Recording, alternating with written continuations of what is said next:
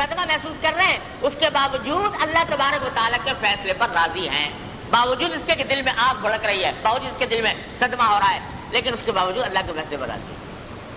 تو وہ مقام ہے صبر کرنے والوں کا۔ جب اللہ تبارک و تعالیٰ صدمہ دے رہے ہیں تو میں کہوں کہ نہیں میں تو بہت بہادر ہوں، آپ جیسا چاہے صدمہ دیں، میں ٹس سے مس نہیں ہوتا۔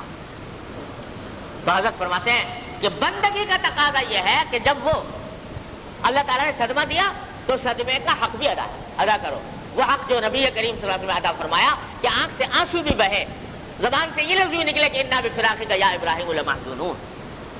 اللہ تبارک و تعالیٰ کے سامنے حضرت فرماتے ہیں اللہ تعالیٰ کے سامنے بہادر بننا نہیں ہے، اللہ تعالیٰ کے سامنے بہادری کا مظاہرہ یہ ٹھیک نہیں۔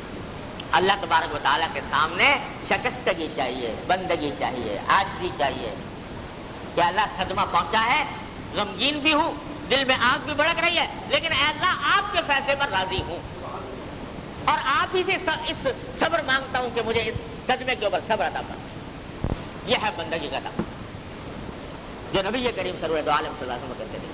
جب اللہ تعالیٰ کے سامنے بہادر کیا بنو، اس لیے میں نے اپنے والد ماجد حضرت مفتی محمد شفیع صاحب قدس اللہ تعالیٰ سے سنا، وہ فرماتے تھے کہ ایک بزرگ تھے، وہ بیمار ہو گئے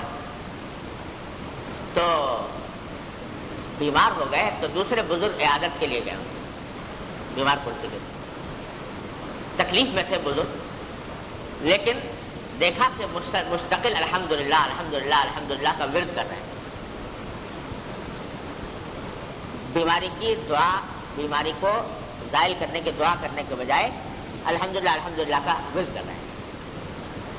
تو جو بزرگ عیادت کے لیے گئے تھے انہوں نے کہا ان سے جو بیمار تھے کہ حضرت یہ آپ جو الحمدللہ الحمدللہ کر رہے ہیں یہ ہے تو بڑا اونچا مقام، لیکن خوب سمجھ لیجیے جب تک یہ کرتے رہو گے اور اللہ تعالیٰ سے مانگو گے نہیں شفا نہیں ہوگی، جب تک کہ یہ نہیں کہو گے کہ اللہ رب انی مسنی الضر وانت ارحم الراحمین، جو ایوب علیہ السلام نے کہا تھا، جو انبیاء کرام کا طریقہ ہے، جب تک وہ نہیں مانگو گے شفا نہیں ہوگی۔ لہذا یہ جو ہے نا الحمدللہ الحمدللہ، اس میں ایک طرح کا ایک مظاہرہ اس بات کا ہے کہ میں بڑا بہادر ہوں، کیسے ہی مجھے صدمہ دے دو، کیسے ہی مجھے تکلیف دے دو، کیسی بیماری دے دو، میرے زبان پر اف نہیں آئے گی۔ تو یہ بہادری کا مظاہرہ ہے اللہ تبارک و تعالیٰ کے سامنے۔ بہادری کا مظاہرہ کرنے سے کام نہیں چلتا، دعا کرو اللہ میاں سے، کہو کہ اللہ مجھے تکلیف ہے، مجھے دور فرما دیجئے، تو پھر اس کے نتیجے میں اللہ تبارک و تعالیٰ انشاءاللہ شفا عطا فرمائے۔ تو بھائی اللہ تعالیٰ کے سامنے بہادر بننے کی بات نہیں، اللہ تعالیٰ کے سامنے شکستگی چاہیے۔ ہمارے مرحوم بھائی تھے اللہ تعالیٰ ان کے درجات بلند فرمائے، مولانا محمود اشرف صاحب کے والد ذکی کیفی صاحب، وہ شعر بڑے اچھے کہتے تھے، اور شعر میں عام طور سے وہ تصوف کے مضامین ان کے شعروں میں ہوا کرتے تھے۔ تو ان کا ایک شعر مجھے بڑا اچھا لگتا ہے، وہ فرماتے ہیں کہ اس قدر بھی ضبط غم اچھا نہیں، اس قدر بھی ضبط غم اچھا نہیں، توڑنا ہے حسن کا پندار کیا۔ یعنی یہ کہ غم کو ہم تو اتنا ضبط کر رہے ہیں کہ اے حسن تو نے جو ہم کو غم دیا ہے تو ہم اس غم کو غم سمجھتے ہی نہیں، ہم تو بڑے بہادر ہیں اور اس غم کا مقابلہ کرنے کو تیار ہیں۔ تو اس قدر بھی ضبط غم اچھا نہیں، توڑنا ہے حسن کا پندار کیا۔ تو یہ اللہ تبارک و تعالیٰ کا پندار توڑنا چاہتے ہیں۔ تو اس واسطے یہ مقام حضرت حاکم المقتدر فرماتے ہیں کہ مقام یہی بلند ہے بندگی کا جو نبی کریم سرور دو عالم صلی اللہ علیہ وسلم نے اختیار فرمایا کہ جب اس نے تکلیف دی ہے تو تکلیف دینے کا حق یہ ہے کہ تھوڑا سا آہ بھی کرے انسان، اور آہ کرے تو اس کے ساتھ اللہ تعالیٰ کو یاد کرے اور کہے کہ ربی انی مسنی الضر وانت ارحم الراحمین۔ کہاں کی بہادری اللہ تعالیٰ کے سامنے، کہاں کی بہادری۔ اس واسطے انبیاء کرام اپنے اس مقام سے اتر کر جب نزول کے مقام پر آتے ہیں، ابدیت کے مقام پر، وہ ان کا اعلیٰ ترین مقام۔ البتہ ایک اور بات سن لے بڑے مزے کی جو حضرت نے بیان فرمائی، وہ حضرت ہی کا حق تھا، کسی اور کے بس کا کام نہیں کہ اس کو تعبیر کرے۔ حضرت حکیم علوم قدس اللہ تعالیٰ نے اس موقع پر عجیب بات فرمائی ہے، فرمایا کہ یہ جو انبیاء کرام یا بزرگان دین جب عروج سے نزول فرماتے ہیں تو ان کی ظاہری حالت عام انسانوں جیسی ہوتی ہے. یعنی عام انسان بھی رو رہا ہے، وہ بھی رو رہا ہے. عام انسان بھی تکلیف کا اظہار کر رہا ہے، وہ بھی تکلیف کا اظہار کر رہے ہیں. دیکھنے میں ایک جیسی لگتی ہے. اسی طرح ہمارے حضرت فرمایا کرتے تھے کہ مجھے، حضرت حکیم الامت کی بات نقل فرماتے تھے کہ مجھے بعض اوقات یہ تعجب ہوتا تھا کہ نبی کریم صلی اللہ علیہ وسلم جن پر ہر وقت ملائے اعلیٰ کے حالات منکشف ہیں، وہی آ رہی ہے، آخرت کے مناظر سامنے ہیں، اللہ تعالیٰ کے ساتھ تعلق جڑا ہوا ہے، وہ کیسے اپنے بیوی بچوں کے ساتھ ہنس بول لیتے ہیں.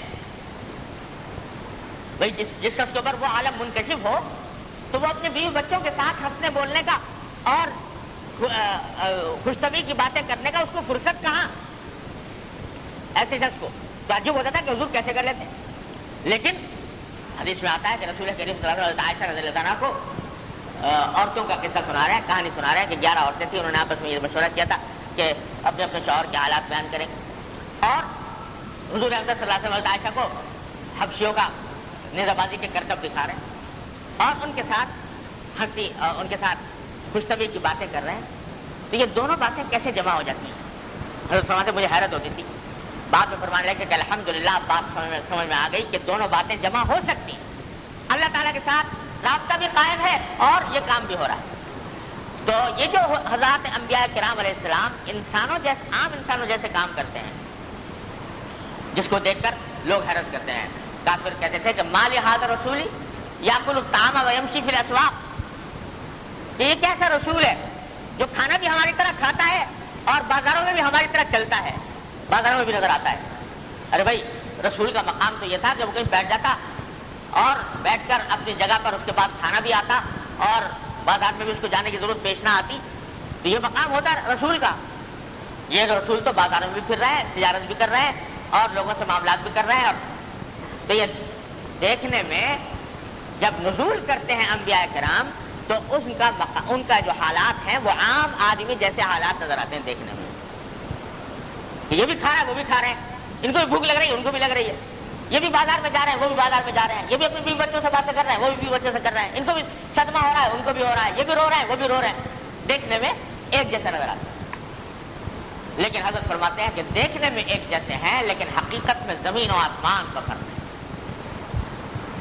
کیا فرق ہے؟ فرماتے ہیں فرق یہ ہے کہ انبیاء کرام جب بیوی بچوں سے باتیں کرتے ہیں، خوش طبعی کرتے ہیں، تو وہ اپنے نفس کی لذت کی خاطر نہیں کرتے، وہ اللہ تبارک و تعالیٰ کے حکم کے تابع کرتے ہیں.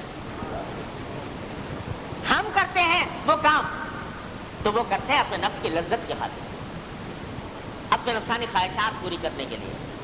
اور انبیاء کرام جو کر رہے ہیں وہ اس واسطے کہ میرے اللہ نے مجھے حکم دیا ہے کہ یہ کام کروں. تو کہتے ہیں دیکھنے میں ایک جیسی بات ہے لیکن حقیقت میں زمین و آسمان کا فرق ہے.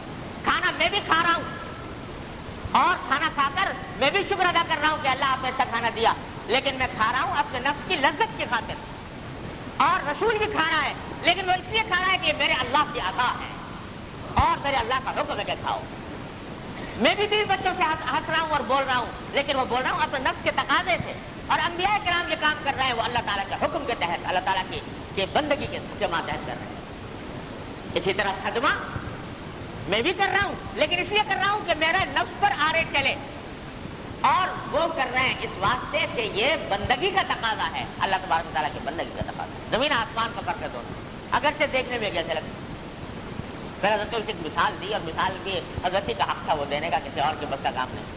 فرماتے ہیں اس کی مثال ایسی ہے کہ جیسے ایک دریا ہے، دریا سمندر، تو ایک آدمی وہ ہے کہ دریا کے اس کنارے پہ کھڑا ہے، کنارے پہ، اور ایک آدمی وہ ہے جو دریا کے اس کنارے پہ کھڑا ہے، دریا پار کر کے دوسرے کنارے پہ چلا گیا. اور ایک آدمی وہ ہے جو ابھی دریا کے بیچ میں ہے، غوطے لگا رہا ہے. 3 آدمی ہیں، ایک دریا کے اس کنارے پر جو ابھی دریا میں داخل ہی نہیں ہوا، ایک وہ جو دریا میں داخل ہو کر موجوں سے کھیل کر غوطے لگا کر دوسری پار اتر گیا سمندر، جو دوسرے پار چلا گیا. ایک وہ ہے جو بھی غوطے لگا رہا ہے. تو ظاہری حالت اگر دیکھو تو وہ شخص جو دریا کے اس کنارے کھڑا ہے خشکی پر، اور وہ شخص جو دوسرے کنارے پر کھڑا ہے ظاہری حالت دونوں کی ایک سی ہے، دونوں خشکی پر ہیں، یہ بھی خشکی پر اور وہ بھی خشکی پر، دونوں ایک جیسے ہیں، لیکن دونوں کی حالت میں زمین آسمان کا فرق یہ ہے کہ وہ اس خشکی پر پہنچا سارے سمندر کو کراس کر کے، اس کو عبور کر کے، موجوں سے کھیل کر، غوطے لگا کر، تب اس دوسرے کنارے پر پہنچا، اور یہ بیچارہ جو ہے یہ تو ابھی سمندر میں داخل ہی نہیں ہوا، اس نے اس سمندر کی تلاطم اور موج کی شکل ہی نہیں دیکھی، تو ہیں دونوں خشکی پر، لیکن زمین و آسمان کا فرق ہے، یہ مبتدی ہے وہ منتہی ہے۔ تو کہتے ہیں ہم اور آپ جو یہ کام دنیا والے کر رہے ہیں تو ہم دریا کے اس کنارے پر کھڑے ہیں، ابھی اندر داخل ہی نہیں ہوئے، اور انبیاء کرام اندر داخل ہو کر سارے سمندر کو عبور کر کے دوسرے کنارے پہنچ چکے ہیں، اس واسطے دیکھنے میں دونوں ایک جیسے نظر آ رہے ہیں۔ اور ایک آدمی وہ ہے جو بیچ میں غوطے لگا رہا ہے، تو غوطے لگانے والا جب کوئی نیا آدمی آ کے دیکھے گا تو دیکھے گا کہ جو آدمی سمندر کی موجوں سے لڑ رہا ہے اور تلاطم سے لڑ رہا ہے، موجوں سے میں سے کھیل رہا ہے، وہ زیادہ بہادر معلوم ہوگا اس شخص کے مقابلے میں جو خشکی پہ کھڑا ہے دوسری طرف، لیکن حقیقت میں افضل و اعلیٰ وہی شخص ہے، کیونکہ یہ ساری موجوں سے کھیل کر پہنچ چکا دوسرے کنارے پر، وہ ابھی درمیان میں ہے۔ تو یہ جو عروج والے لوگ ہیں یہ غوطے لگا رہے ہیں، اور انبیاء کرام غوطے لگا کر دوسری جگہ پہنچ چکے، اور ہم ابھی داخل ہی نہیں ہوئے، تو اس واسطے دونوں کا حال ایک جیسا لگتا ہے، لیکن حقیقت میں زمین و آسمان کا فرق ہے۔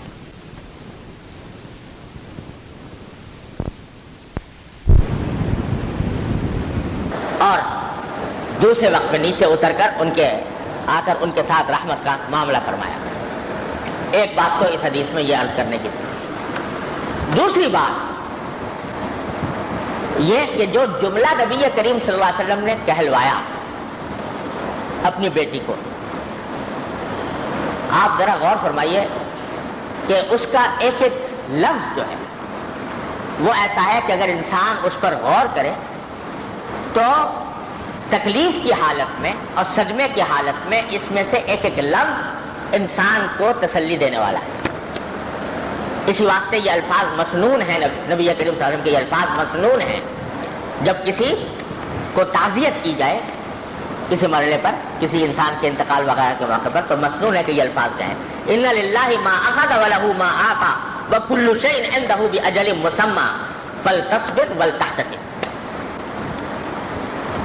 اگر غور دیکھو تو 3 جملے ہیں، لیکن 3 جملوں میں کائنات پوشیدہ ہے تسلیوں کی۔ پہلا جملہ یہ کہ ان للہ ما اخذ ولہ ما آتا، کہ جو کچھ اللہ نے دیا وہ بھی اسی کا تھا اور جو لیا وہ بھی اسی کا ہے۔ ایک ایسی حقیقت ہے کہ کوئی بھی صاحب ایمان اس سے انکار نہیں کر سکتا کہ اگر کوئی اولاد ملی ہے تو کہیں سے خود سے تو اٹھا کے نہیں لے آیا تھا اولاد کو، کسی کے بس میں تھا کہ اپنی قوت سے، اپنی قدرت سے، اپنی طاقت سے، اپنے زور بازو سے اولاد لے آتا؟ جو کچھ ملا وہ اللہ کی عطا تھی، اسی نے دی تھی۔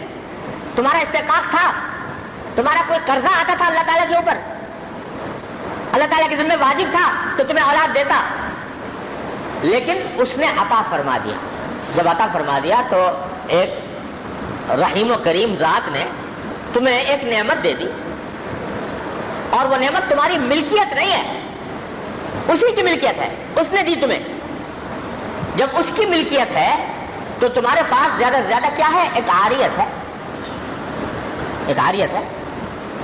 تو اگر کسی رحیم و کریم ذات نے تمہیں بہترین قیمتی چیز عاریت کے طور پر استعمال کرنے کے لیے، نفع اٹھانے کے لیے دے دی، اور ایک مدت تک تمہارے پاس رہی، تم نے اس سے فائدہ اٹھایا، تم نے اس سے راحت حاصل کی، تو کیا اس کو یہ حق نہیں کہ کسی وقت یہ کہہ دے کہ بھائی بس ہو گیا اب واپس کرو؟ جس ذات نے دیا تھا اور بغیر استحقاق کے دیا تھا، بغیر کسی تمہارے دینداری کے دیا تھا، تمہارا کوئی حق تو نہیں تھا، تو وہی اگر کسی وقت کہہ دے کہ بھائی بہت دن تم نے استعمال کر لیا، فائدہ اٹھا لیا، آپ مجھے واپس کر دو، آپ کہیں جی میں تو نہیں کرتا، تو یہ ساری دنیا اس کو ظلم سمجھے گی کہ نہیں سمجھے گی؟ کوئی آدمی بیچارہ تمہیں دے گیا کوئی استعمال کرنے کے لیے چیز، اور مہینوں تمہارے پاس رہی، اب کہتا واپس کرو تو کہ میں نہیں کرتا۔ تو یہ کتنا بڑا ظلم اور ناانصافی ہے اس کے ساتھ. تو جب وہ عطا اللہ تعالیٰ کی تھی اور امانت کے طور پر تھی تو جس ذات کی وہ عطا تھی اسی کو یہ حق حاصل ہے کہ واپس لے لے. ان للہ ما اخذ ولہ ما اعطى. یہ اللہ تعالیٰ کا حق ہے، لہذا تمہیں اس کے اوپر کوئی اعتراض نہ ہونا چاہیے. اچھا جی، چلو اعتراض اس بات پر تو نہیں ہے کہ اللہ میں واپس لے رہے ہیں، لیکن اعتراض اس بات پر ہو کہ ذرا کچھ دن اور رہنے دیتے ہمارے پاس، کچھ اور ہمیں موقع مل جاتا اس سے فائدہ اٹھانے کا. گویا آپ یہ کہہ رہے ہیں کہ حق تو ہے آپ کو، لیکن یہ حق جو ہے یہ ذرا بعد میں لے لیتے، کچھ دن اور ہمیں موقع نفع اٹھانے کا دے دیتے. تو اس کا جواب دیا دوسرے جملے میں وَكُلُّ شَيْءٍ عِندَهُ بِأَجَلٍ مُّسَمًّى، کہ اللہ تبارک و تعالیٰ کے نزدیک ہر چیز کا، ہر واقعے کا ایک وقت مقرر ہے. لہذا تمہارا یہ کہنا کہ ابھی اور کچھ موقع مل جاتا یہ بیجا بات ہے، اس واسطے کہ اللہ تبارک و تعالیٰ نے ہر چیز کا ایک وقت مقرر کر رکھا ہے، اس سے نہ آگے ہو سکتا ہے نہ اس سے پیچھے ہو سکتا ہے. یہ اسی کو حق حاصل ہے کہ کب تک تمہارے پاس رہے اور کب وہ واپس لے لے. تو ہر چیز کا ایک وقت مقرر ہے. تمہاری آرزوؤں سے، تمہاری تمناؤں سے، تمہاری خواہشات سے وہ وقت نہیں بدل سکتا. وہ اللہ تعالیٰ کا مقرر کیا ہوا وقت ہے. کل شیء عنده بأجل مسمى. اور اگر غور کرو تو عقل سے بھی اس کے سوا کوئی اور راستہ نہیں کہ اس کے مقرر کیے ہوئے وقت ہی کو مناسب وقت سمجھو. کیوں؟ اس واسطے کہ اگر تمہارے حوالے کر دیا جائے کہ اچھا بھائی تم فیصلہ کر لو کہ کب یہ تمہاری اولاد، تمہارا عزیز، تمہارا باپ، تمہارا بیٹا، تمہارا بھائی، تمہاری بہن، تم فیصلہ کر لینا کب جائے یہ دنیا سے. تو اول تو کوئی فیصلہ کرے گا ہی کیوں؟ جب بھی کوئی عزیز کے جانے کا فیصلہ کرے کیوں؟ جب اس کے ہاتھ میں چھوڑ دیا تو وہ تو غیر متناہی چلے. دوسرے یہ کہ تمہیں پتہ نہیں کس وقت جانا اس کا دنیا کے دنیا کے نظام عالم کے حساب سے کس وقت اس کا جانا بہتر ہے. تمہاری عقل، تمہاری سوچ ایک محدود دائرے میں رہ کر کام کرتی ہے، اور وہ محدود دائرہ ہے تمہارے اپنے مفاد کا دائرہ. تمہارے مفاد کے لحاظ سے کون سا کام کس وقت ہونا چاہیے، اور وہ خالق کائنات جس کے نگاہ میں پوری کائنات کا نظام چل رہا ہے وہی بہتر جانتا ہے کہ کس وقت کس کا جانا فائدہ مند ہے دنیا سے. لہذا اس کے سوا کوئی چارہ کار نہیں کہ اس فیصلے کو اسی پر چھوڑو. کل شیء عنده بأجل مسمى، ہر چیز جو ہے اس کے پاس ایک اجل مسمى، ایک معین وقت تک ہے، اس سے آگے پیچھے نہیں ہو سکتا. دوسری حقیقت یہ بیان فرماتے اللہ کی امانت تھی، اس کو حق تھا واپس لینے کا. کب واپس لے یہ فیصلہ بھی اسی کا صحیح ہے. تم جتنے بھی اس کے خلاف فیصلہ کرو گے وہ سب باطل ہوں گے. لہذا یہ جو اللہ بچائے زبانوں پر جملہ آ جاتا ہے کہ فلاں وقت فلاں شخص کی بے وقت موت آ گئی، الیاذ باللہ، یہ بڑا ہی خطرناک اور ناشکری کا اور بڑا ہی گستاخانہ کلمہ ہے. تو فلاں شخص بے وقت مر گیا. بے وقت کوئی نہیں مرتا اس دنیا میں.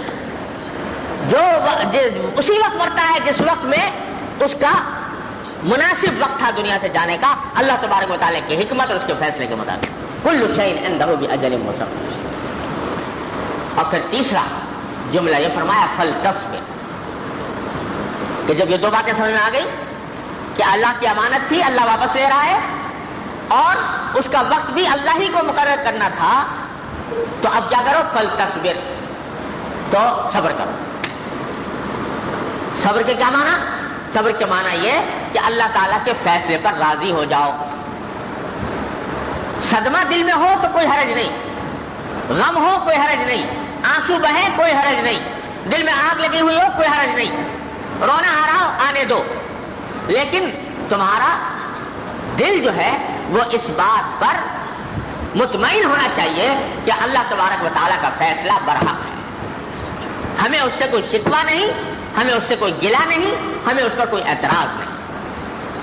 چنانچہ دوسری حدیث میں نبی کریم صلی اللہ علیہ وسلم نے فرمایا کہ جب ایسا موقع آتا ہے تو آنکھ روتی ہے اور دل صدمہ کرتا ہے. لیکن اس کے باوجود ہم یہی کہتے ہیں کہ جو اللہ تبارک و تعالیٰ کا فیصلہ ہے ہم اس کے اوپر راضی ہیں. اسی کا نام صبر ہے. بعض لوگ سمجھتے ہیں کہ صبر کا مطلب ہے کہ آدمی روئے نہیں، نہ، بے اختیار رونے پر کوئی پابندی نہیں. تو اس لیے صبر کے معنی یہ ہے کہ چاہے رونا آ رہا ہو، چاہے آگ لگی ہوئی ہو، لیکن دل میں یہ آدمی کے اطمینان ہو کہ اللہ جل جلالہ کا فیصلہ برحق ہے اور ہمیں اس کے اوپر کوئی اعتراض نہیں. لیکن ساتھ میں دوسرا لفظ فرما دیا وَلْتَحْتَسِبْ، یعنی یہ صبر کرنے کے بعد اللہ تعالیٰ سے ثواب کی امید رکھو. کیا مانا؟ کہ اگرچہ امانت اللہ کی تھی، واپس لینے کا حق بھی اسی کو تھا، واپس لینے کے وقت کا تعین کا حق بھی اسی کو تھا، برحق اس نے واپس لی، صحیح وقت پر لی، لیکن جو تمہیں صدمہ پیش آیا اس صدمے پر ہم نے اتنا ثواب رکھ دیا ہے تمہارے لیے، اتنا ثواب رکھ دیا ہے کہ اگر وہ چیز تمہارے پاس موجود رہتی تو بھی تمہیں اتنا فائدہ نہ ہوتا جتنا اس ثواب سے فائدہ پہنچ جائے. تو ثواب کی امید رکھو. وہ اگر تمہیں ہوتی، بھائی تمہارا عزیز تھا، تمہارا قریب تھا، رشتہ دار تھا، محبوب تھا، وہ دنیا میں اگر رہتا تو دنیا میں رہنے کے نتیجے میں تمہیں کیا فائدہ پہنچاتا؟ کوئی انسان اس روئے زمین پر کسی دوسرے کو کوئی فائدہ پہنچا نہیں سکتا بغیر اللہ تبارک و تعالیٰ کی مشیت کے. پہنچا سکتا ہے کوئی بڑے سے بڑا طاقتور، بڑے سے بڑا مالدار، بڑے سے بڑا محبت کرنے والا اگر اپنے محبوب کو فائدہ پہنچانا چاہے اللہ تبارک و تعالیٰ کی مشیت کے بغیر ممکن نہیں.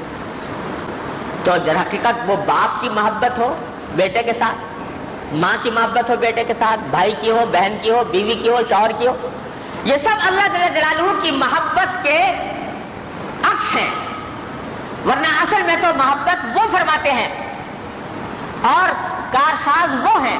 کبھی باپ کو بہانہ بنا دیا، کبھی ماں کو بہانہ بنا دیا، کبھی اولاد کو بنا دیا، کبھی بہن بھائی کو بنا دیا، کبھی دوست عزیز کو بنا دیا. ورنہ حقیقت میں تو کارساز بھی وہ ہیں، محبت کرنے والے بھی وہ ہیں. اپنی محبت کو کبھی باپ کے ذریعے ظاہر کر دیا، کبھی ماں کے ذریعے ظاہر کر دیا، کبھی اولاد کے ذریعے ظاہر کر دیا، کسی طرح ظاہر کر دیا. محبت کرنے والے تو وہ ہیں. تو جب وہ ہیں تو جنہوں نے باپ کو، ماں کو، بیٹے کو، بیٹی کو اپنی محبت کا ذریعہ بنایا تھا، وہ ان کو واپس لینے کے بعد کسی اور کو بنا دیں گے، کہیں اور سے دے دیں گے. اور اگر اور کوئی نہیں ہوگا براہ راست تمہیں اپنی محبت کا مورد بنا لیں گے، براہ راست تمہیں وہ عطا ہو جائے گی وہ چیز. کیا ضروری ہے کہ اللہ تبارک و تعالیٰ باپ ہی کے ذریعے پہنچائیں، ہمیشہ ماں کے ذریعے پہنچائیں، اولادی کے ذریعے پہنچائیں. تو جب تم ان کے فیصلے پر راضی ہو جاؤ گے، کہو گے اللہ میں آپ کے فیصلے پر راضی ہوں، تو پہلے وہ تمہارے عزیز قریب کے ذریعے تمہیں فائدہ پہنچا رہے تھے اور تمہیں راحتیں مل رہی تھی، محبت نچھاور ہو رہی تھی، اب کسی اور ذریعے سے پہنچا دیں گے تمہیں. اور مشاہدہ ہے یہ اللہ تبارک و تعالیٰ کے اس سنت کا مشاہدہ ہوتا ہے کہ جو لوگ اس قسم کے واقعات پر صبر کرتے ہیں، رضا بالقضاء کا مظاہرہ کرتے ہیں، اللہ تبارک و تعالیٰ براہ راست ان کی کفالت فرماتے ہیں اور یرزقہ من حیث لا یحتسب، ایسے ایسے راستوں سے ان کی مشکلات حل فرماتے ہیں کہ انسان کو گمان بھی نہیں ہوتا. تو ہم ایک چیز واپس ضرور لے رہے ہیں تم سے، لیکن ہم تو نہیں جا رہے کہیں دنیا سے. تمہارا عزیز چلا گیا، تمہارا قریب چلا گیا، سب کچھ چلا گیا، لیکن ہم تو دنیا سے نہیں جا رہے. ہم تو بھی ہیں، حی و قیوم ہیں اور رحمان و رحیم ہیں، تمہارے تمام حالات کو جاننے والے ہیں، تمہارے لیے کارساز ہیں. ہم بیٹھے ہیں تو پھر تمہیں کہے گا. اسی لیے جب نبی کریم سرور دو عالم صلی اللہ علیہ وسلم کا حادثہ پیش آیا، میں عرض کیا کرتا ہوں کہ اس روئے زمین پر کسی کے دنیا سے جانے کا حادثہ اتنا بڑا نہیں ہو سکتا جتنا صحابہ کرام کو سرکار دو عالم صلی اللہ علیہ وسلم کے دنیا سے جانے کا واقعہ پیش آیا. کوئی صدمہ اس روئے زمین پر اتنا بڑا نہیں ہو سکتا. یہ وہ صحابہ کرام تھے کہ باپ کی اطلاع ملی کہ جنگ میں شہید ہو گیا، کہا کوئی بات نہیں، محمد صلی اللہ علیہ وسلم زندہ ہیں کہ نہیں.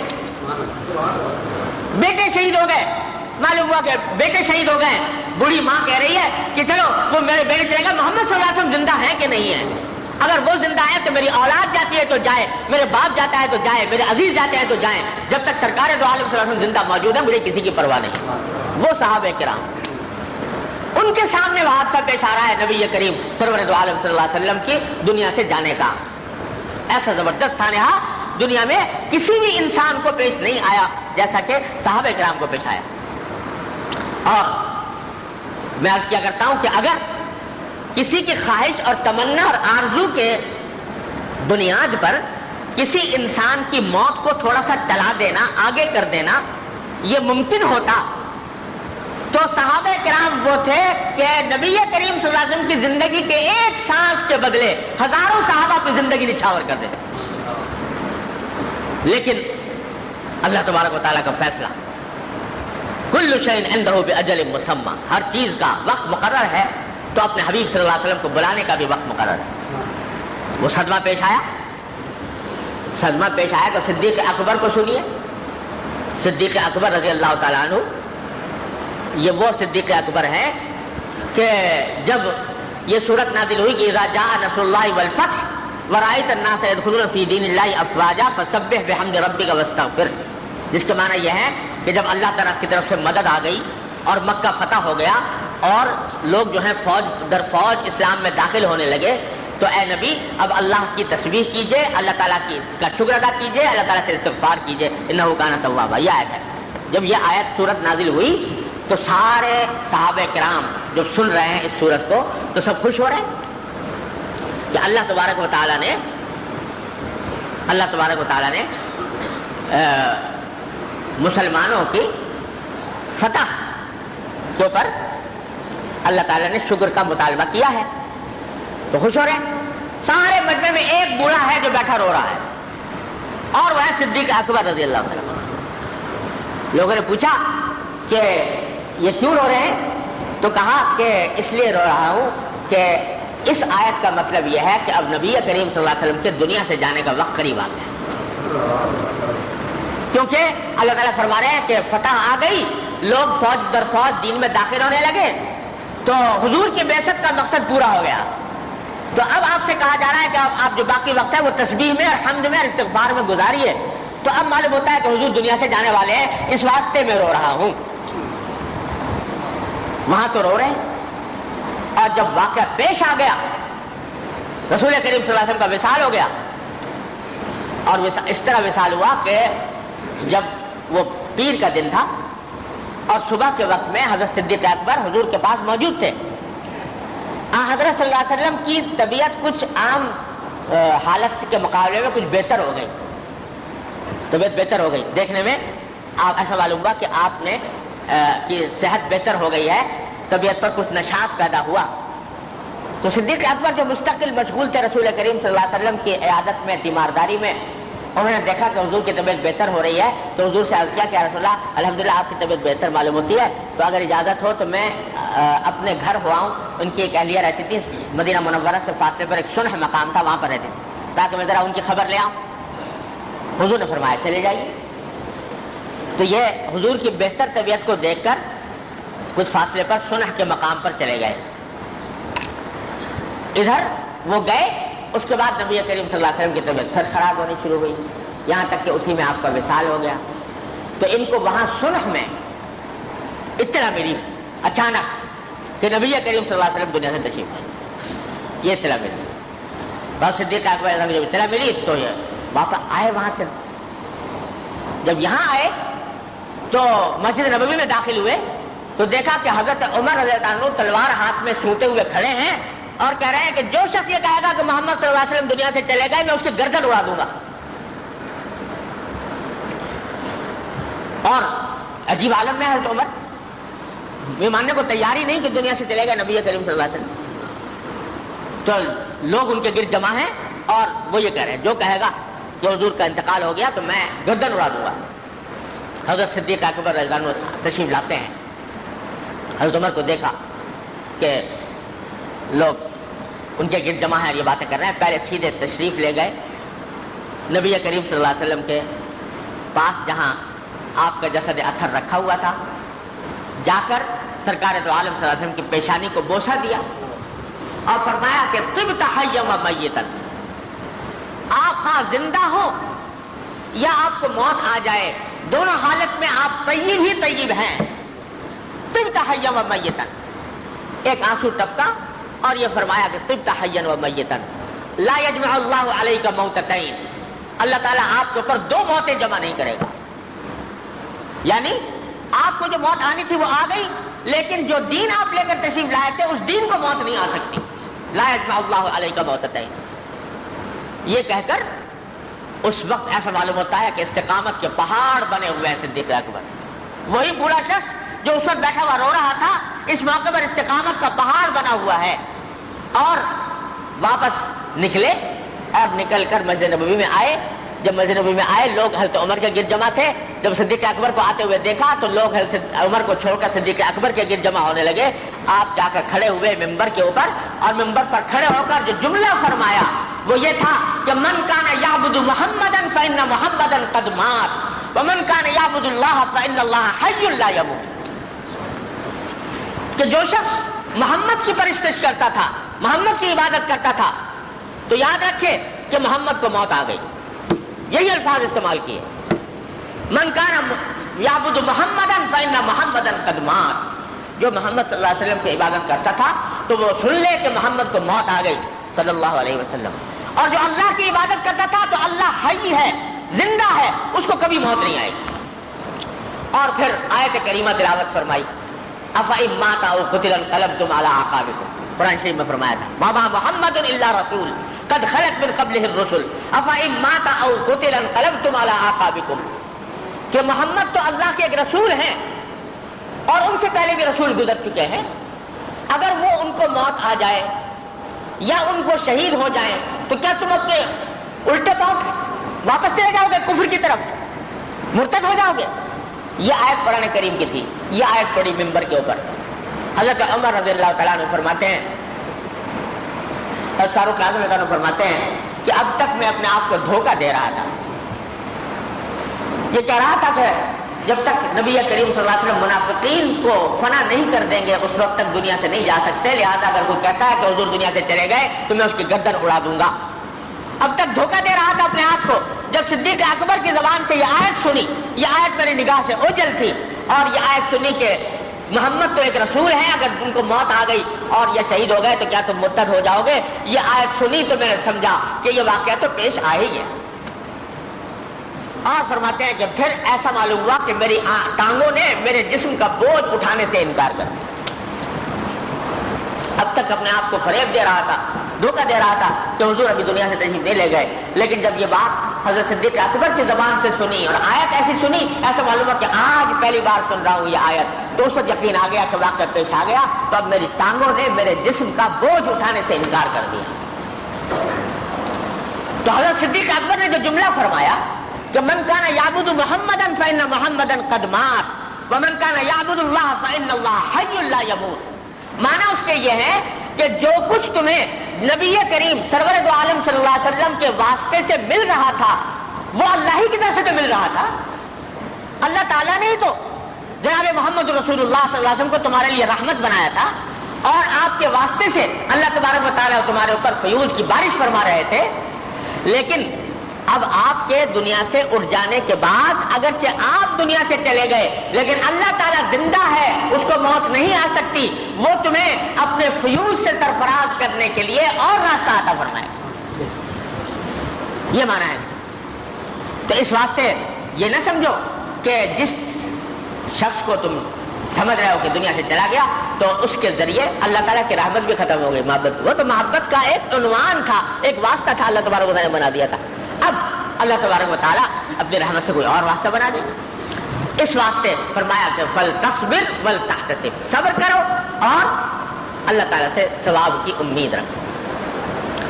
تو اگر غور کرو یہ چند جملے ہیں، ان للہ ما اخذ ولہ ما اعطى وکل شیء عنده باجل مسمى اور ولتصبر ولتحتسب. اس کا اگر انسان ادراک کر لے تو ہر صدمے پر صبر کرنے کے لیے اتنا بڑا سامان تسلی کا اس میں ہے کہ اور کہیں یہ سامان حاصل ہو نہیں سکتا. اللہ تبارک و تعالی ہم سب کو اس حدیث کے تمام مقتضیات پر عمل کرنے کی توفیق عطا فرمائے. اللهم صل على سيدنا مولانا محمد وعلى ال محمد كما صليت على ابراهيم. ربنا ظلمنا انفسنا وان لم تغفر لنا وترحمنا لنكونن من الخاسرين. ربنا آتنا في الدنيا حسنة وفي الآخرة حسنة وقنا عذاب النار. ربنا آتنا في الدنیا حسنة وفي الآخرة حسنة وقنا عذاب النار. یا ارحم الراحمین ہمارے تمام گناہوں کو معاف فرما. یا اللہ ہمارے اعمال و اخلاق کی اصلاح فرما. اے اللہ اپنے فضل و کرم سے ہمارے خواہشات کو ہمارے جذبات کو اپنے دین کے تابع بنا. اے اللہ اپنے رحمت سے ہمیں دین کے صحیح فہم عطا فرما, اس پر عمل کی توفیق عطا فرما, اس پر استقامت عطا فرما. یا اللہ جن لوگوں نے ہم سے دعا کے لیے کہا ہے اپنی رحمت سے ان سب کی دلی مرادوں کو پورا فرما. سلیم صدیقی صاحب بہت بیمار ہے, ان کے لیے دعا کی صحت کی درخواست کی ہے. اللہ اپنی رحمت سے ان کو صحت و عافیت کامل عطا فرما. یا اللہ حاضرین اور حاضرات میں اور بھی جن کی جو دلی مرادیں ہیں اپنی رحمت سے ان سب کی پوری فرما. اللهم انا نسألك من خير ما سألك منه عبدك ونبيك محمد صلى الله عليه وسلم ونعوذ بك من شر ما استعاذك منه عبدك ونبيك محمد صلى الله عليه وسلم. ربنا تقبل منا انك انت السميع العليم وتب علينا انك انت التواب الرحيم. وصلى الله تعالى على خير خلقه محمد وآله وصحبه اجمعين آمين برحمته. کو پیش نظر رکھیں اللہ جل جلالہ کی عظمت کو. جس موقع پر کبر کا اندیشہ ہو تو اس وقت تو ضرور, ورنہ اور بھی بہتر یہ ہے کہ روزانہ ایک وقت اس کے لیے نکالے کہ اللہ جل جلالہ کی عظمت. جب اللہ جل جلالہ کی عظمت کا استحضار کرے گا تو خود اپنی بے حقیقتی کا احساس ہوگا میں کیا ہوں.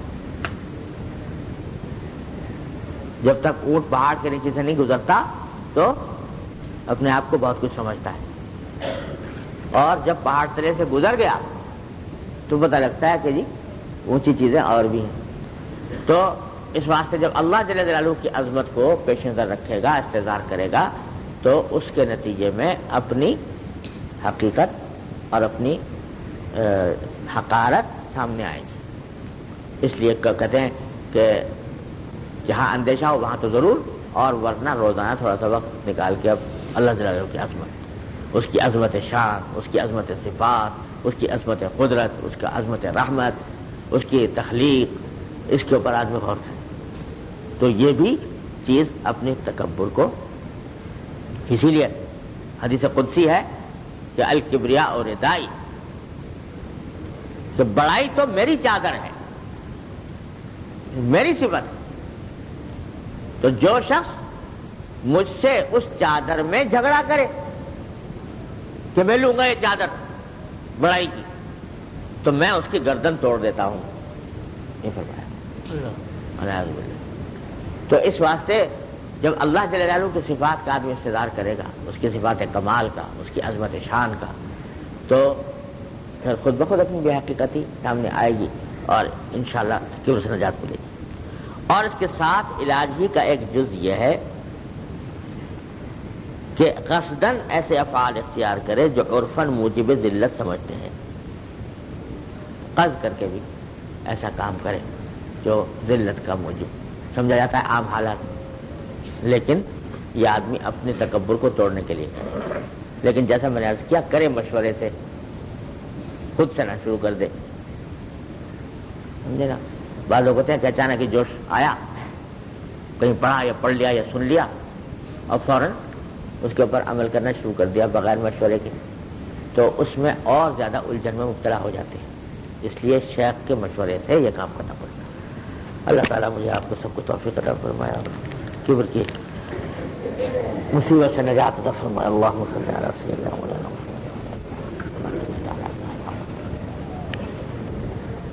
بسم اللہ الرحمن الرحیم. الحمد للہ رب العالمین والصلاۃ والسلام علی رسولہ الکریم وعلی آلہ واصحابہ اجمعین. اما بعد. فرمایا کہ نعمت پر فخر کرنا کبر ہے, اور اس کو عطائے حق سمجھنا اور نااہلی کو مستحضر رکھنا شکر ہے. جیسا میں نے پہلے بھی عرض کیا تھا کہ تکبر کی بیماری کا ایک بہترین علاج ہے کثرت شکر. اللہ جل جلالہ کی نعمتوں پر شکر ادا کرنے کی عادت ڈالنا. جو بھی کوئی نعمت حاصل ہو، چھوٹی ہو یا بڑی، اللہ جل جلالہ کے کا شکر ادا کرنا. تو وہی بات تقریباً حضرت نے یہاں پر ارشاد فرمائی کہ کسی نعمت کے حصول پر فخر کرنا، کہ اس کی وجہ سے اپنے آپ کو بڑا سمجھنا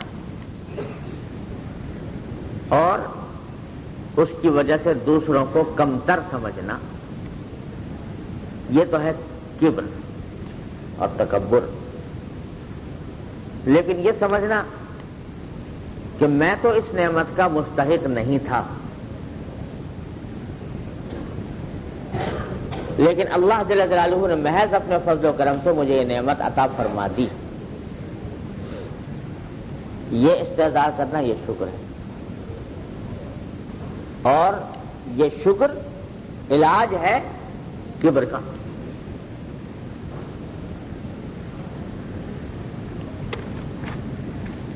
اسی کو کہتے ہیں علماء کرام کہ بھئی تحدیث نعمت،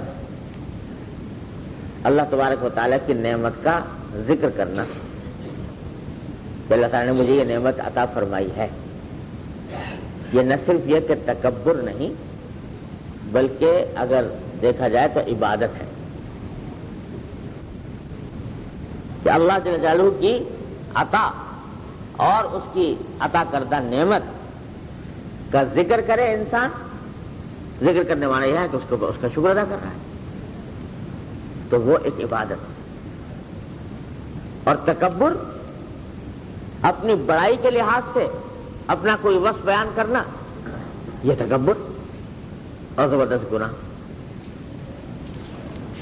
تو یہ جو باطن کے معاملات ہوتے ہیں یہ ایسے ہی باریک ہوتے ہیں کہ ان کی سرحدیں آپس میں ملتی ہیں. تحدیث نعمت کے غرض سے آدمی اگر کوئی بات کہہ رہا ہے، اپنا کوئی وصف بیان کر رہا ہے یا اپنے اوپر اللہ تعالیٰ کی ہوئی کوئی نعمت بیان کر رہا ہے، عبادت، اور اپنی بڑائی کے خیال سے کر رہا ہے تو گناہ کبیرہ ام الامراض. دونوں میں خط کھینچنا کہ کیا بات تحدیث نعمت ہے اور کیا بات تکبر ہے، یہ ہر ایک کے بس کا کام ہے. تحدیث نعمت تو وہ چیز ہے کہ حضور اقدس نبی کریم سرور عالم صلی اللہ علیہ وسلم کو کے بارے میں فرمایا سورہ والضحیٰ میں وَأَمَّا بِنِعْمَةِ رَبِّكَ فَحَدِّثْ، کہ آپ کے پروردگار کی جو نعمت آپ کے اوپر ہوئی ہے ان کو بیان کیا کریں، لوگوں کے سامنے بیان کرو کہ مجھ پر اللہ نے یہ نعمت عطا فرمائی. تو اسی کے طور پر، اسی تحدیث نعمت کے طور پر نبی کریم صلی اللہ علیہ وسلم نے بہت سی باتیں ارشاد فرمائی. انا سید ولد آدم ولا فخر. اب یہ فرمایا کہ میں آدم کے بیٹوں کا سردار ہوں. یہ کیا ہے؟ تحدیث نعمت کہ اللہ تبارک و تعالیٰ نے مجھے یہ مقام عطا فرمایا، مجھے یہ مرتبہ عطا فرمایا کہ تمام آدم کے بیٹوں کا سردار مجھے بنا دیا. لیکن ساتھ ہی کہیں ایسا نہ ہو کہ یہ تحدیث نعمت کبر کی حد میں داخل ہو جائے، تو ساتھ ہی ساتھ فرما دیا انا سید ولد آدم ولا فخر، کہ میں اللہ تعالیٰ نے مجھے یہ بنایا لیکن مجھے اس پر کوئی میں فخر کا اظہار نہیں کرتا کہ جس سے دوسروں کی تحقیر ہو. تو یعنی نبی کریم صلی اللہ علیہ وسلم اللہ کے حکم کے تعمیل میں اپنے اوپر نازل ہونے والی نعمتوں کا بیان فرما رہے ہیں، لیکن کھٹکا لگا ہوا ہے کہ کہیں ایسا نہ ہو کہ یہ حدود سے متجاوز ہے. لہذا ساتھ ساتھ فرما دے ولا فخر، میں فخر نہیں کرتا. تو تحدیث نعمت، اللہ تبارک و تعالیٰ کی نعمت کا بیان کرنا، یہ عبادت. لیکن ذرا سا پاؤں پھسلے تو تحدیث نعمت جو ہے وہ پھسل کے تکبر کی سرحد میں داخل ہو جائے، تعلی کی سرحد میں داخل ہو جائے. اللہ کی نعمت کا جب بیان ہوتا ہے تو اس میں اس کی ایک علامت سمجھ لو کہ تحدیث نعمت کی علامت یہ ہوتی ہے کہ تحدیث نعمت کے نتیجے میں سر اور جھکتا ہے، سر اور جھکتا ہے۔ اللہ تبارک و تعالیٰ کے حضور عاجزی مزید پیدا ہوتی ہے۔ کیوں؟ اس لیے کہ انسان یہ کہہ رہا ہے کہ یا اللہ یہ نعمت میں اس کا مستحق نہیں تھا، میرے اندر یہ طاقت نہیں تھی، میں عاجز تھا اس نعمت کو حاصل کرنے سے، آپ نے عطا فرما دی، تو اور جھکے گا سر کہ نہیں؟ اس کی علامت یہ سر جھکے گا مزید اللہ جل جلالہ کو۔ کیسا سر؟ کس طرح جھکے گا کہ فتح مکہ کے موقع پر حضور اقدس نبی کریم صلی اللہ علیہ وسلم تشریف لا رہے ہیں فاتح بن کر۔ کس شہر کے فاتح بن کر؟ جہاں کے لوگوں نے ہجرت پر مجبور کیا، جہاں کے لوگوں نے قتل کے منصوبے بنائے، جہاں کے لوگوں نے راستے میں کانٹے بچھائے، جہاں کے لوگوں نے آپ کے اوپر غلاظتیں ڈالنے کی کوشش کی، جہاں کے لوگوں نے آپ پر پتھر برسانے کی کوشش کی، ان کے اوپر فاتح بن کر تشریف لا رہے ہیں کل 10 سال کی مدت میں، اور فاتح بن کے تشریف لا رہے ہیں 8 سال کی مدت میں، فاتح بن کر آ رہے ہیں۔ کوئی اور ہوتا تو سینہ تنا ہوا ہوتا، گردن اکڑی ہوئی ہوتی، انا والا غیری کے نعرے لگا رہا ہوتا، لیکن داخل ہو رہے ہیں۔ حضرت انس رضی اللہ عنہ فرماتے ہیں کہ اب بھی ایسا لگتا ہے کہ وہ منظر میرے سامنے ہے کہ سرکار دو عالم صلی اللہ علیہ وسلم تشریف لا رہے ہیں اور فرمایا انا فتحنا لک فتحا مبینا، زبان مبارک پر یہ آیات ہیں، انا فتحنا لک فتحا مبینا لیغفر لک اللہ ما تقدم من ذنبک، اور تھوڑی جھکی ہوئی ہے، آنکھوں سے آنسو جاری ہے اور تھوڑی جھک کر سینے سے لگی ہوئی، اس حالت میں فاتح داخل ہو رہا ہے مکہ مکرمہ۔ یہ ہے تحدیث نعمت کہ انا فتحنا لک فتحا مبینا کی آیات تلاوت کر کے اپنی اس نعمت کا ذکر کر اللہ تعالیٰ کی اس نعمت کا کہ اللہ آپ نے مجھے یہ فتح عطا فرمائی۔ اور یہ ایسی آیت ہے کہ حضور اقدس صلی اللہ علیہ وسلم کے فضائل بھی اس میں بیان کیے گئے، انا فتحنا لک فتحا مبینا لیغفر لک اللہ ما تقدم من ذنبک وما تأخر ویتم نعمتہ علیک ویہدیک صراطا مستقیما وینصرک اللہ نصرا عزیزا، کہ اللہ تعالیٰ کی اس نعمت کے نتیجے میں اور عاجزی پیدا ہو رہی ہے، اور عبدیت پیدا ہو رہی ہے، اور شکستگی پیدا ہو رہی ہے، اور رجوع اللہ بڑھ رہا ہے، اور تواضع آ رہی ہے، اللہ کے آگے اور جھک رہا ہے۔ یہ ہے تحدیث نعمت کی علامت۔ اور تعلی اور تکبر، اس سے تو گردن تنتی ہے، سینہ اکڑتا ہے، اور دوسروں کے اوپر انسان جو ہے وہ اپنے آپ کو بالا سمجھتا ہے، دوسروں کو حقیر سمجھتا ہے، حقارت کا معاملہ کرتا ہے۔ کم از کم یہ تو ہوتا ہی ہے کہ دل سے اپنے آپ کو دوسرے سے بڑا اور دوسرے سے افضل سمجھنے لگتا ہے۔ اب خط سے فاصل، حد فاصل کا خط کھینچنا کہ کہاں تحدیث نعمت ہے، کہاں تکبر شروع ہو گیا، تعلی شروع، آسان کام نہیں، ہر ایک کے بس کا کام۔ یہی وہ مقام ہے جہاں ضرورت ہوتی ہے شیخ کی۔ وہ بتاتا ہے کہ یہ تم جو کر رہا ہو یہ تحدیث نعمت نہیں ہے، یہ تکبر ہے۔ نام تم نے رکھ دیا اس کا تحدیث نعمت، اس کو جامہ پہنا دیا تحدیث نعمت کا، حقیقت میں تھا تکبر، شیطانی عمل، والعیاذ باللہ۔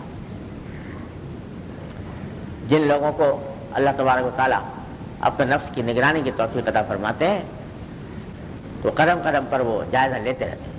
میں نے اپنے حضرت ڈاکٹر صاحب قدس اللہ تعالیٰ سے سنا، حضرت حکیم محمد مولانا تھانوی رحمۃ اللہ علیہ کا واقعہ کہ ایک مسجد میں واعظ فرما رہے ہیں، بڑا مجمع سامنے، اور شرح صدر کے ساتھ واعظ ہو رہا ہے۔ حضرت کا واعظ علوم و معارف کے دریا بہتے تھے۔ اسی واعظ کے دوران کوئی بات ذہن میں آئی کہنے کی، اب میں آپ سے ایک بات کہتا ہوں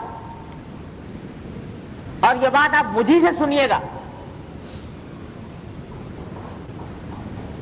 اور فرمایا کہ میں تحدیث نعمت کے طور پر کہتا ہوں کہ یہ بات آپ مجھے سے سنیں گے، کہیں اور سنائی نہیں دے گی یہ بات آپ کو۔ اللہ تعالیٰ کی نعمت کے بیان کے کہہ رہا ہوں کہ یہ بات آپ مجھے سے سنیں گے، کہیں اور یہ بات سننے میں نہیں آئے گی. ابھی وہ بات کہی نہیں، یہ جملہ فرمایا، پھر ایک دم سے چہرہ جھکایا، استغفر اللہ استغفر اللہ. میں نے کیا کہہ دیا، میں نے کیا کہہ دیا؟ میں تو یہ تحدیث نعمت کا نام لے دیا. یہ تو تعلی ہو گئی،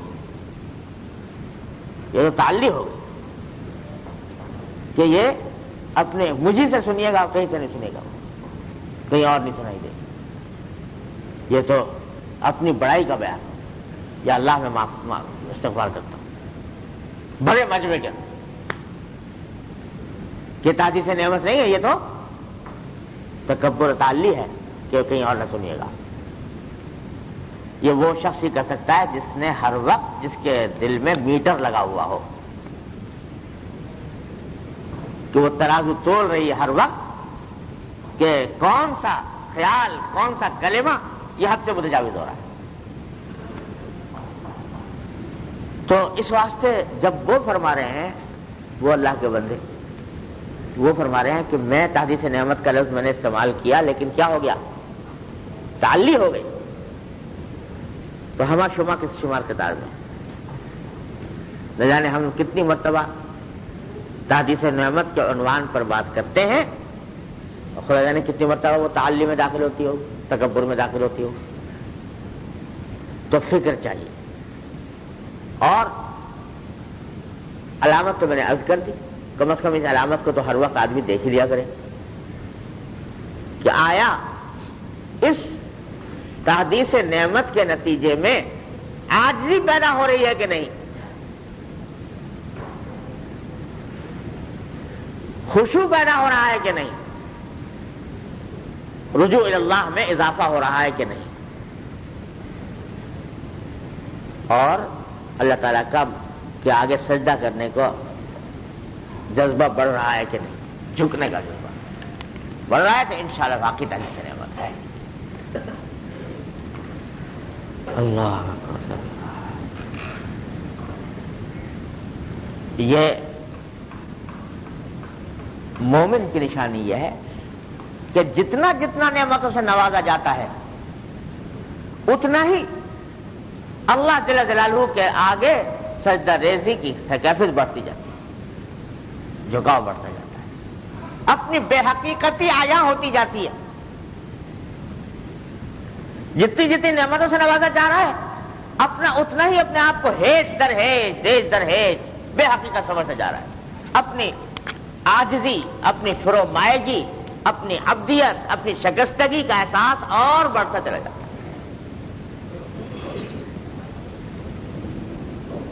کیوں؟ اس واسطے کہ یہ اللہ کا بندہ ہے اور اس کو اپنے بندہ ہونے کا احساس ہے.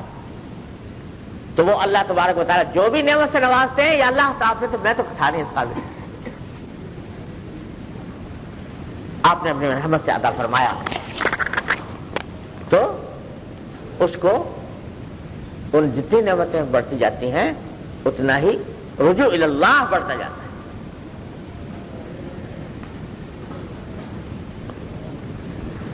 حضرت داؤد علیہ السلام یہ پر نعمتیں کتنی اللہ تعالیٰ نے قرآن شریف میں ذکر ہے، وَلَقَدْ آتَيْنَا دَاوُودَ مِنَّا فَضْلًا.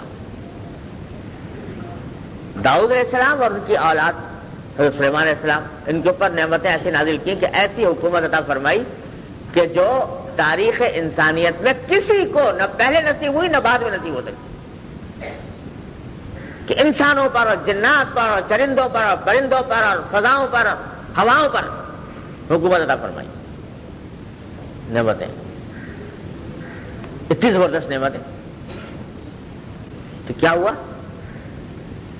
روایات میں آتا ہے کہ حضرت داؤد علیہ السلام نے ان سے کیا فرمایا نعمتیں دینے میں؟ اعملوا آل داؤد شکرا وقلیل من عبادی الشکور.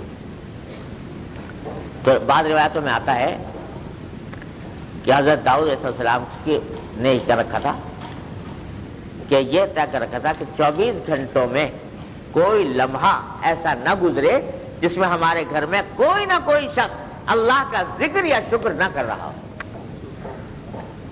اوقات بانٹ رکھے تھے، تم فلاں وقت کرنا، تم فلاں وقت کرنا، تم فلاں 24 گھنٹوں میں کوئی لمحہ ایسا نہ گزرے جس میں ہمارے گھر کے اندر کوئی نہ کوئی ذکر نہ ہو رہا. تو جو نعمتوں سے نوازا جا رہا ہے، رجوع اللہ بڑھ رہا ہے اللہ تبارک و تعالیٰ کی طرف. اس کے سامنے شکستگی اور عاجزی کا احساس بڑھ رہا ہے. رب اوزعنی ان اشکر نعمتک التی انعمت علی وعلی والدی وان اعمل صالحا ترضاه وادخلنی برحمتک فی عبادک الصالحین. السلام علیکم فرمائے.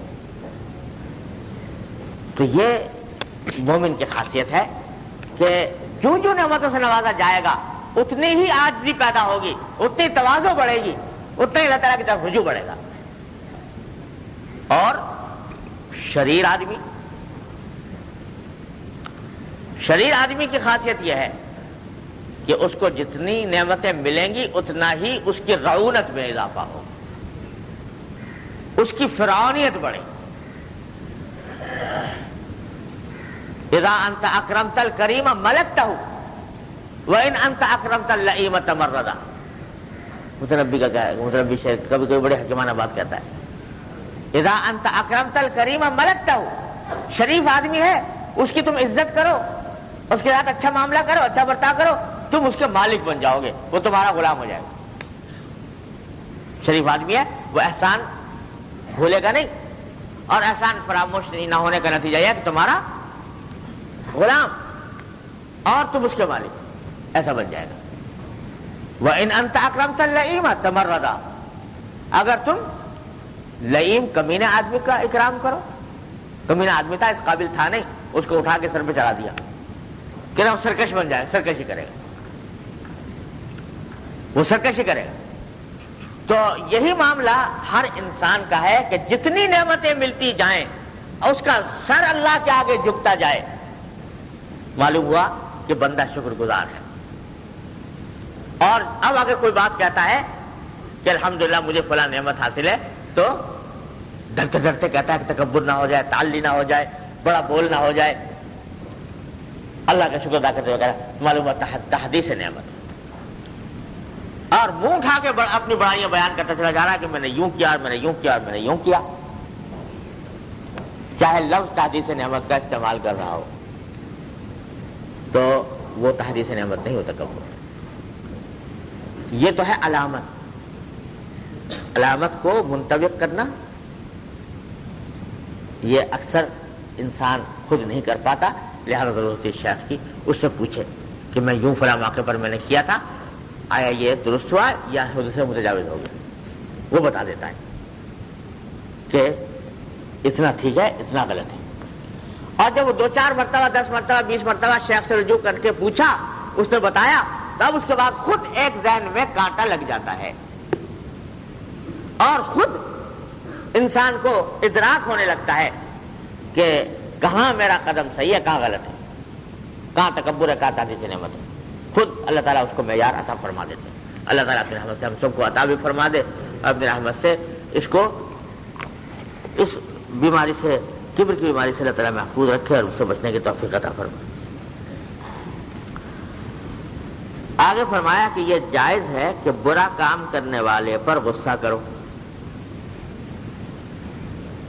ایک آدمی برا کام کر رہا ہے، ناجائز گناہ میں مبتلا ہے، غصہ کر سکتے ہو، اس سے بغض کرو. بغض کرو کیا مطلب؟ کہ اس کے اس عمل سے نفرت رکھو.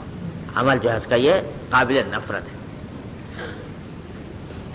یہ ٹھیک، مگر اپنے سے کم نہ سمجھو. غصہ بھی کرو اور اس کے اس عمل سے نفرت بھی کرو، بغض بھی رکھو، مگر پھر بھی اپنے سے کم نہ سمجھو. یہ دگنا رنجو علاوت جانے مجنورا. تو یہ ایک طرف یہ بھی ہے کہ صاحب اس کی برائی کو برائی بھی سمجھو اور اس سے یہ نہ ہو کہ برائی سے کہ اچھائی کا احساس دل میں پیدا ہونے لگے اور اپنے سے کم بھی نہ سمجھے. تو یہ دونوں کام کیسے جمع ہو تو خوب سمجھ لو دو لفظوں میں کہ فسق سے نفرت کرو، فاسق سے نہیں، یعنی اس کی ذات سے نہیں بلکہ اس کے فعل سے. کفر سے نفرت کرو، کافر کی ذات سے نہیں. ایسا سمجھو جیسے بیمار ہوتا ہے نا، تو جب آدمی کوئی بیمار ہوتا ہے تو نفرت کیا بیمار سے کی جاتی ہے بلکہ بیماری سے. نفرت بیماری سے، بڑی خراب بیماری لگ گئی اس کو، اس بیماری سے گھن آ رہا ہے، اس سے نفرت ہو رہی ہے، اس کی برائی دل میں آ رہی ہے. لیکن بیمار اس پہ کیا ہوتا ہے؟ ترس کھاتا ہے آدمی، یہ بیچارہ مبتلا ہو گیا، بیچارہ مبتلا ہو. اسی طرح کوئی شخص اگر کسی گناہ میں مبتلا ہے، کسی برے کام میں مبتلا ہے، اس کے اس برے کام سے نفرت کرو اور اس کے اوپر ترس کھاؤ. میرے ایک بزرگ ہیں، میرے خسر ہے بھائی شرافت صاحب، اللہ تعالیٰ ان کو آپ سلامت رکھے.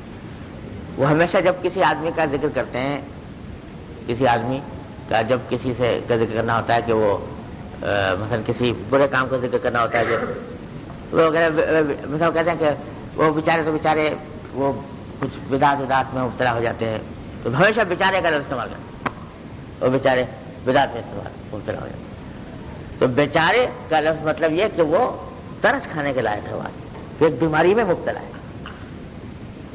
تو وہ اس کا جو عمل ہے وہ قابل نفرت ہے، لیکن اس کی ذات ترس کھانے کے لائق ہے. جب ترس کھانے کے لائق ہوئی اور نفرت اس کی ذات سے نہ ہوئی تو پھر اس کو اپنے سے کمتر سمجھنے کا بھی کوئی جواز نہیں. اور بالخصوص اس نقطۂ نظر سے کہ پتہ نہیں اللہ تبارک و تعالیٰ اس کو اس گناہ سے بچنے کی توفیق عطا فرما دے، توبہ کی توفیق عطا فرما دے، یہ کہیں سے کہیں پہنچ جائے اور میں کہیں پڑا رہ جاؤں، کیا پتا. اس نقطۂ نظر سے کسی کو اس کی وجہ سے کم تر نہ سمجھے. اور یہ بڑا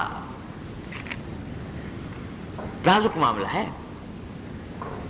اور جو لوگ جن کو اللہ تعالیٰ دین سے وابستگی عطا فرما دیتے ہیں اپنے محض فضل و کرم، جیسے اللہ تعالیٰ نے ہمیں بغیر کسی ہمارے طلب، استحقاق، مانگ، کوشش کے ایسے حلقے سے وابستہ کر دیا، الحمدللہ ثم الحمدللہ، کیا اس کا شکر ادا کر سکتے ہیں. ایسے حلقے سے وابستہ کر دیا کہ جو دین سے تعلق رکھتے ہیں، تو یہ اس کا نعمت، اس کا کرم ہے. لیکن ہوتا یہ ہے کہ جب ہم دیکھتے ہیں باہر والوں کو کہ جو اس میں نہیں ہے، مبتلا ہے گناہوں میں، تو بسا اوقات یہ ایسے آدمیوں کی طرف دیکھ کر نفرت پیدا ہونے لگتی ہے ان کی ذات سے، اور اپنی برتری کا احساس پیدا ہونے لگتا ہے کہ ہم ان سے برتر ہیں. یہی شیطان راہ مار دیتا ہے، یہی شیطان راہ مار دیتا ہے. تو اس واسطے یہ بات ہمیشہ پیش نظر رکھنی چاہیے کہ ذات سے کسی کی نفرت نہیں، ذات سے کسی کی گھن نہیں. اگر ہے تو عمل سے ہے، اور اس عمل کی وجہ سے اس پر ترس کھاتے ہیں، اور ترس کھانے کے باوجود یہ سمجھتے ہیں کہ پتہ نہیں کس وقت اللہ تبارک و تعالیٰ اس کو توبہ کی توفیق دے دے یا ہم سے آگے نکل جائے. لہٰذا میں اپنے آپ کو اس سے افضل نہیں سمجھتا.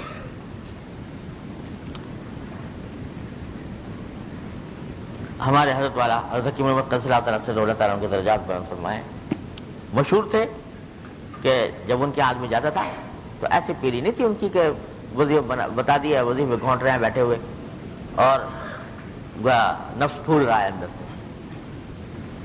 ان کے ہاتھ جب جاتا تھا آدمی تربیت کرنے کے لیے کرانے کے لیے تو پھر واقعی اس کو تربیت کی جاتی تھی. اس تربیت کے لیے ضرورت پیش آتی تھی کبھی غصہ کرنے کی بھی, ڈانٹنے کی بھی, سزا دینے کی بھی, یہ سب. تو اس واسطے حضرت سخت بھی مشہور. ان کے پاس ایک سے ایک آدمی آتا تھا, انگھڑ, تہذیب نہیں کچھ ایسا آدمی پہنچا, اور حضرت کے مزاج اتنا نازک تھا کہ ذرا سا طبیعت ذرا سا وہ ہو جائے قاعدے کے اصول کے خلاف بات ہو, طبیعت پر بڑا تقدر بہت ہو جاتا تھا. اس لیے اور تربیت کے لیے غصہ بھی کرتے تھے. جیسے ایک دیہاتی آیا تو اس سے کہا کہ اس کو کچھ ایسے ہی گڑبڑ شڑبڑ کر رہا تھا تو اس کو کچھ سمجھایا ہوگا, کچھ ڈانٹا ہوگا. تو کہا جی اجی حضرت ہم تو بیل ہیں, مطلب یہ کہ ہماری اس بات کا ہم تو بیل ہیں. تو حضرت نے کہا پر میں بھی تو قصائی ہوں. تو وہ اس طرح لوگوں کے ساتھ ہر ایک کے حساب سے معاملہ ہوتا رہتا. آتے بھی ایک سے ایک تھے لوگوں, جیسے حضرت نازک مزاج تھے اور اصول پسند تھے, ایسے ہی لوگ بھی آتے تھے ایک سے ایک. آگے دیہاتی حضرت وضو فرما رہے تھے اس پہ حوض پہ, ایک دیہاتی آ گیا ایک توڑا تربوز لے کے, لے مولوی تیرے واسطے یہ لایا. وہاں ابھی وضو کر رہا ہے, اور وضو یعنی ہاتھ پانی میں بھرے ہوئے اور گرا دے رہا ہے پکڑنے. تو حضرت نے کہا بھائی ارے تو کہاں دھر دوں اس کو, مطلب یہ لایا تیرے واسطے میں تربوز, کہاں دھر دوں؟ حضرت نے کہا تو میرے سر پہ دھر دے. اس نے اٹھا کے سر پہ دھر دے. تو اب لوگ دوڑے کہ بھائی یہ کیا حرکت کر رہا ہے.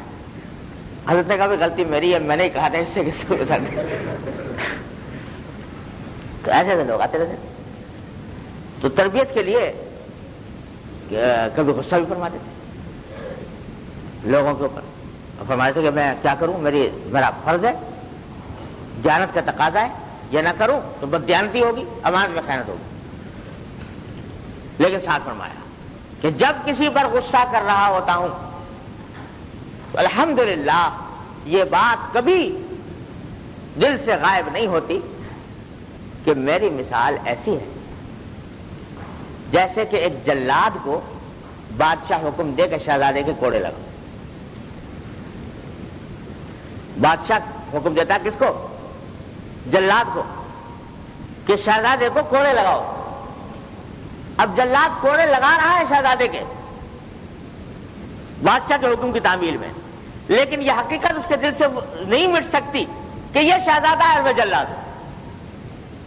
افضل یہی ہے, بڑا مرتبہ اسی کا ہے, لیکن چونکہ مجھے حکم ملا ہے بڑے کی طرف سے, اس واسطے اس کی تعمیل میں یہ کام کر رہا ہوں. اللہ, ایک تو فرمایا کہ یہ کبھی حقیقت ذہن سے غائب نہیں ہوتی. دوسرے ساتھ ساتھ فرماتے ہیں ڈانٹتا رہتا ہوں, مواخذہ کرتا رہتا ہوں, اور ساتھ ساتھ دل میں اللہ تعالیٰ سے کہتا ہوں یا اللہ مجھ سے ایسا مواخذہ نہ فرمائیے. لوگوں سے تم نے ایسا کیا, کیوں کیا؟ اور ساتھ ساتھ دل میں اللہ تعالیٰ سے مانگتا ہے یا اللہ مجھ سے ایسا مواخذہ نہ فرمائیے. تو اس واسطے اس طرح یہ دو چیزیں جمع ہو جاتی ہیں کہ غصہ بھی ہو رہا ہے اور برے عمل سے نفرت اور بغض بھی ہے, لیکن اپنے سے کمتر بھی نہیں سمجھ رہا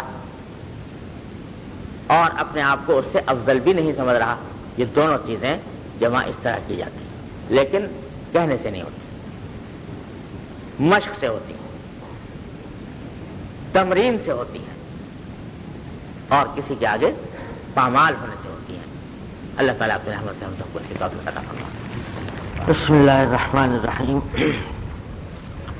الحمد للہ رب العالمین والصلاة والسلام علی رسولہ الکریم وعلی آلہ واصحابہ اجمعین, اما بعد.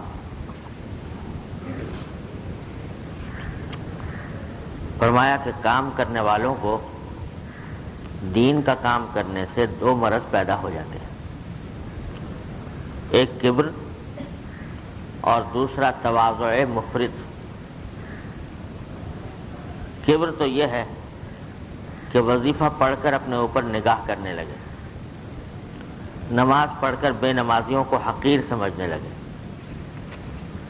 اس کا علاج یہ سمجھنا ہے کہ تکبر کی وجہ سے بڑے بڑے عابدوں کے قدم توڑ دیے گئے ہیں کہ منزل مقصود پر نہ پہنچ سکے. شیطان اور بلعم باعور کی حکایت اس کی نظیر ہے. تواضع مفرط یہ ہے کہ اس حد تک تواضع کرے کہ اپنے اعمال صالحہ کی بے قدری کرنے لگے. مثلا اس طرح کہ اگرچہ ہم نماز پڑھتے ہیں مگر اس میں خشوع تو ہے نہیں، ذکر کرتے ہیں مگر انوار تو بالکل نہیں، گویا در پردہ خدا کی شکایت کر رہے ہیں. علاج اس کا یہ ہے کہ اللہ آپ کا شکر ہے کہ آپ نے ہم کو ذکر و نماز کی توفیق دی، ورنہ ہماری کیا مجال تھی جو آپ کی بندگی کر لیتے. اللہ اکبر. اس میں حضرت والا نے دو متضاد قسم کی بیماریوں کا ذکر فرمایا ہے جو دین کے کام میں لگنے کے بعد شیطان ان کے راستے سے انسان کو مارتا ہے. شیطان کی اول کوشش تو یہ ہوتی ہے کہ کوئی اللہ کا بندہ دین کے کام میں لگے ہی نہیں،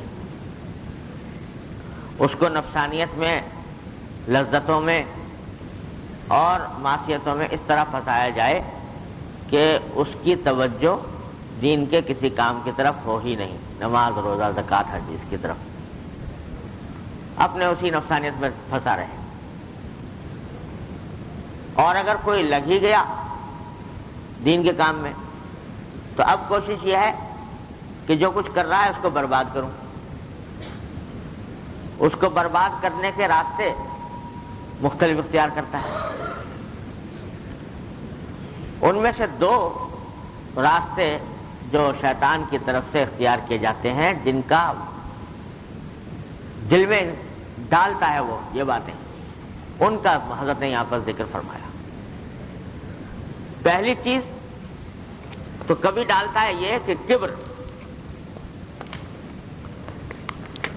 عجب، خود پسندی. دل میں یہ بات ڈالتا ہے کہ بھئی دیکھ تو بڑا پہنچا ہوا آدمی ہو گیا، تو نے نماز بڑی عمدہ پڑھی اور بڑے خوش خضو سے پڑھنے لگا اور بڑا پابند ہو گیا، جماعت کا پابند ہو گیا، اور دیکھ اتنے سارے لوگ پھر رہے ہیں سب احمق جو بغیر نماز کے ایسے ہی پھر رہے ہیں، فاسق فاجر. تو اپنی بڑائی اور دوسروں کی تحقیر، بے نمازیوں یا جن کو اس عبادت کی توفیق نہیں، ان کی حقارت اور اپنی بڑائی. جو بے ظرف آدمی ہوتا ہے، جس کے پاس ظرف نہیں ہوتا، اللہ بچائے، تو وہ ذرا سی عبادت کر لی، ذرا سا اللہ تعالیٰ کی طرف رجوع ہو گیا تو بس اپنے آپ کو بہت کچھ سمجھ بیٹھتا. عربی کے ایک مسئلہ ہے کہ صلی الحائق رکعتین وانتظر الوحی،